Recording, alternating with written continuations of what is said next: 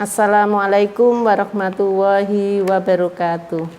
Bertemu kembali dengan Ibu Siti Aisyah dengan mata pelajaran Bahasa Indonesia kelas 7.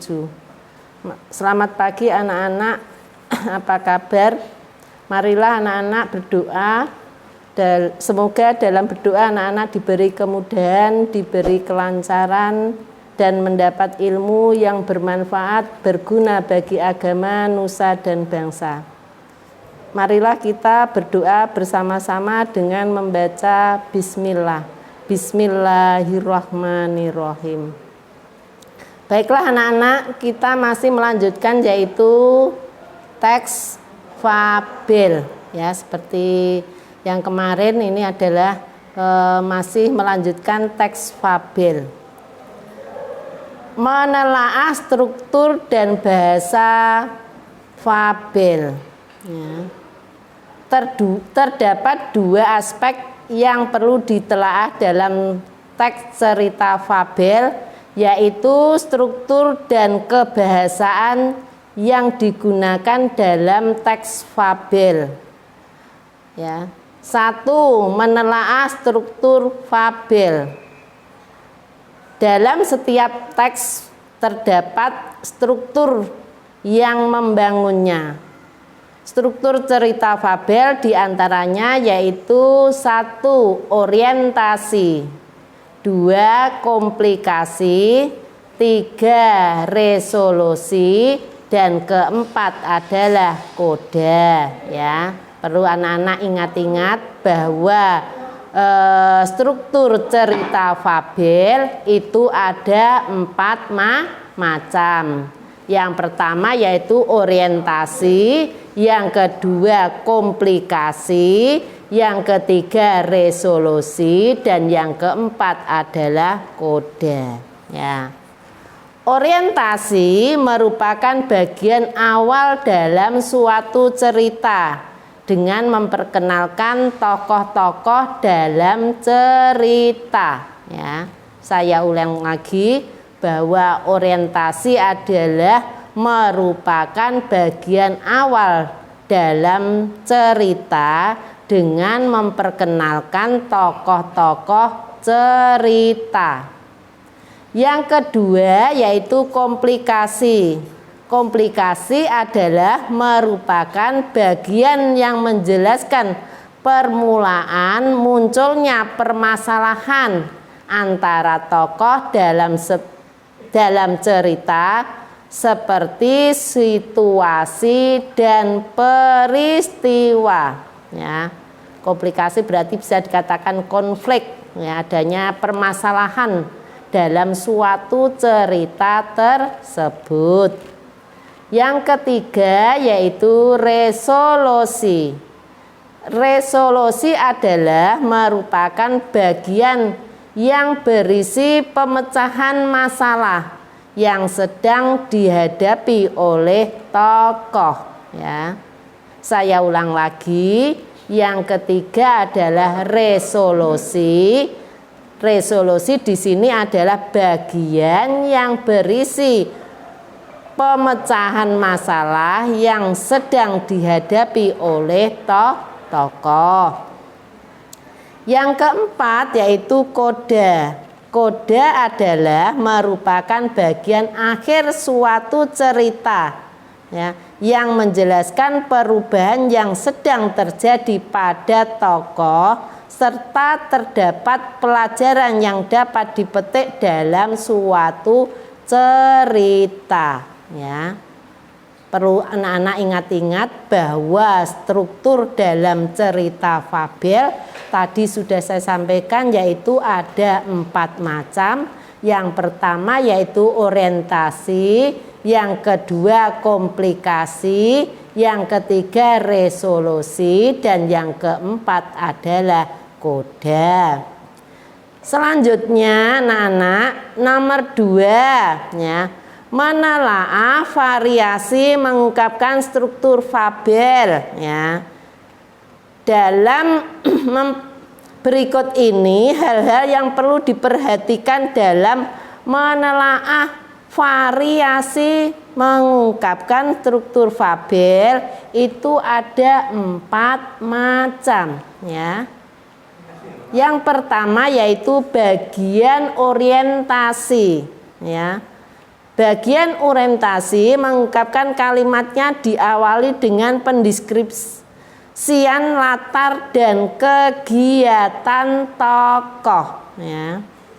Jadi perlu anak-anak ketahui bahwa menelaah variasi mengungkapkan struktur fabel itu juga ada 4 macam. Yang pertama yaitu bagian orientasi, yang kedua yaitu bagian komplikasi, yang ketiga yaitu bagian resolusi, dan yang keempat adalah bagian koda ya. Perlu anak-anak ingat-ingat bahwa menelaah variasi mengungkapkan struktur fabel itu ada 4 macam. Yang pertama yaitu bagian orientasi, yang kedua bagian komplikasi, yang ketiga bagian resolusi, dan yang keempat adalah bagian koda ya. Apa yang dimaksud dengan bagian orientasi? Yaitu mengungkapkan kalimat yang diawali dengan pendeskripsian latar dan kegiatan tokoh ya. Perlu anak-anak ingat-ingat bahwa bagian orientasi adalah bagian yang mengungkapkan kalimatnya diawali dengan pendeskripsian latar dan kegiatan tokoh. Latar itu apa? Latar adalah tempat ya. Tempat terjadinya suatu cerita ya. Tempat itu ada tempatnya bisa saja di mall, bisa saja di sekolah, bisa saja di hutan ya, dan lain sebagainya ya. Jadi latar adalah tempat-tempat terjadinya suatu cerita. Yang kedua yaitu bagian komplikasi ya. Bagian komplikasi adalah bagian yang mengungkapkan kalimatnya diawali dengan konflik ya. Konflik fisik serta perubahan latar dan peristiwa yang tidak menggenakan tokoh ya. Saya ulang lagi, bagian komplikasi adalah mengungkapkan kalimat yang diawali dengan konflik batin ya, konflik fisik serta perubahan latar dan peristiwa yang tidak mengenakan tokoh. Yang ketiga yaitu bagian resolusi ya. Bagian resolusi di sini adalah ditandai dengan meredamnya konflik ya yang ada dalam suatu cerita dan biasanya diawali dengan kalimat atau dialog yang menandakan bahwa konflik tersebut sudah dapat diredam. Dialog itu apa? Dialog adalah percakapan ya. Selanjutnya yaitu yang keempat yaitu bagian koda. Bagian koda berisi amanat atau amanat itu adalah pesan-pesan ya, pesan yang ingin disampaikan oleh penulis ya dalam cerita suatu fabel ya. Jadi amanat ini ya pesan-pesan yang disampaikan. Nah, di sini adalah yang disampaikan dalam suatu cerita fabel ya. Jadi saya ulang lagi bahwa biar anak-anak paham ya bahwa dalam menelaah variasi pengungkapkan struktur fabel itu ada 4 macam. Yang pertama bagian orientasi, yang kedua bagian komplikasi, yang ketiga bagian resolusi, dan yang keempat adalah bagian koda. Nah, selanjutnya yaitu yang ketiga, mencermati penggunaan kata atau kalimat fabel ya. Dalam penggunaan kata atau kalimat yang terdapat dalam teks fabel, diantaranya yaitu ada kata kerja ya, ada kata sandang, dan ada kata keterangan tempat dan waktu, serta kata hubung lalu, kemudian, dan akhirnya ya. Saya ulang lagi ya, penggunaan kata atau kalimat yang terdapat dalam teks fabel diantaranya adalah kata kerja, kata sandang, kata keterangan tempat dan waktu, serta kata hubung lalu, kemudian, dan akhirnya ya. Perlu anak-anak pahami ya, atau kalian materi yang saya sampaikan ini kalian ingat-ingat, kalian catat ya, apa sih pengertian daripada kata kerja ya. Yaitu ya, kata kerja. Kata kerja adalah salah satu unsur atau kaidah kebahasaan dalam suatu teks cerita fabel, yaitu adanya kata kerja ya. Kata kerja dalam sebuah cerita fabel dikelompokkan menjadi dua kelompok, yaitu kata kerja intransitif dan kata kerja aktif transitif ya.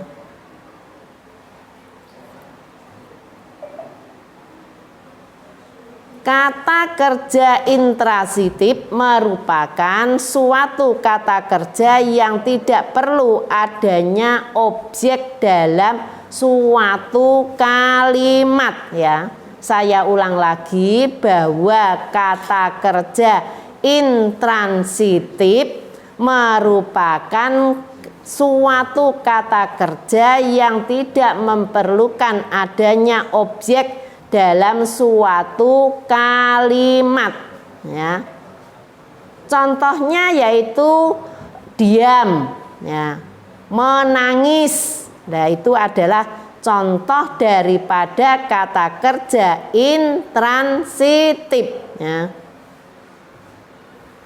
Apa sih yang dimaksud dengan kata kerja intransitif tadi? Yaitu suatu kata kerja yang tidak perlu adanya objek dalam suatu kalimat ya. Contohnya adalah kata diam dan kata menangis.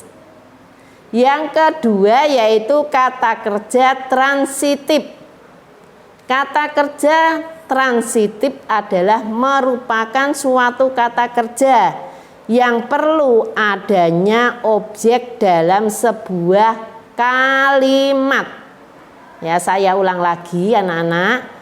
Kata kerja transitif adalah merupakan suatu kata kerja yang perlu adanya objek dalam suatu kalimat.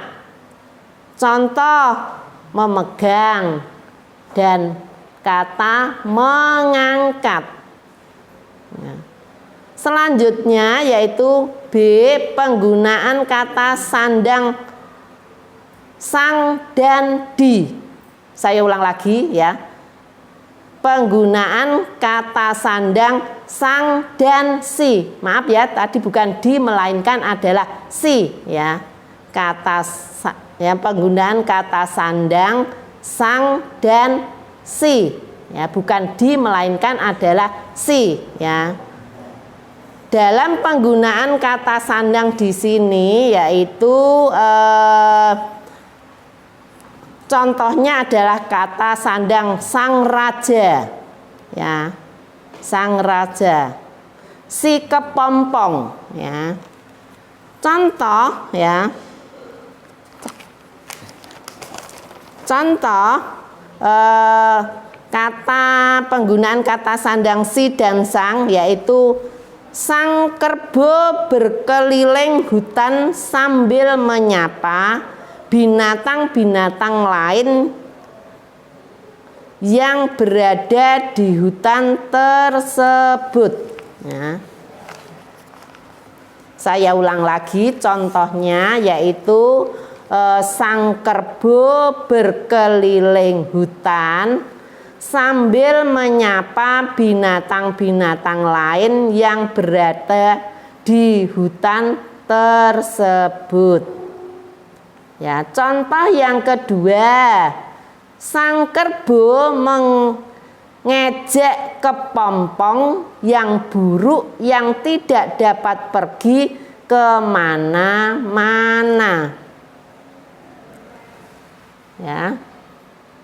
Contoh yang ketiga, sang kerbo selalu membanggakan dirinya yang dapat pergi ke tempat yang dia sukai.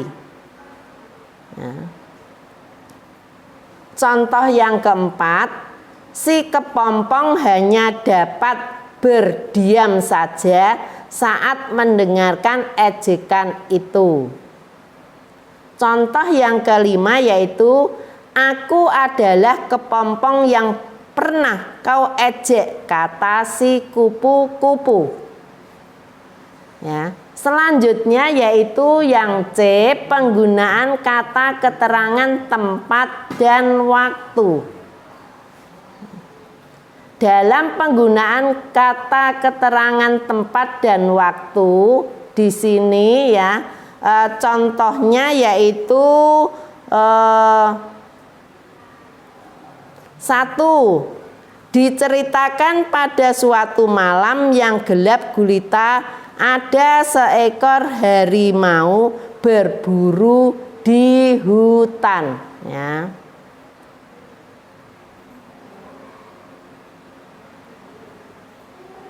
Ya.